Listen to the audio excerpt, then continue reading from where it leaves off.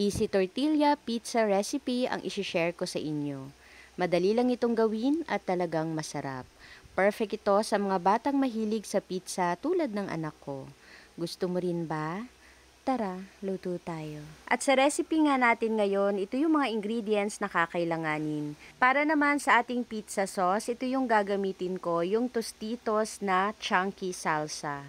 Nabili ko ito online pero meron din po niyan sa supermarket at talaga namang napakasarap nito. At sa paggawa naman ng ating easy tortilla pizza, bali yung ating tortilla wrap ay lagyan natin ng ating pizza sauce at maraming cheese. Dalawang klaseng cheese yung nilagay ko dito at nasa sa inyo na po yan kung anong klaseng cheese yung gusto nyo pong ilagay dito. After nating malagyan yung first layer, maglagay ulit tayo ng isa pang tortilla wrap at ulitin lang natin yung ginawa natin kanina. At sa pagluluto naman po nito ay sa air fryer ko lulutuin, pero kung wala naman po kayong air fryer, pwede po sa oven or sa kawali.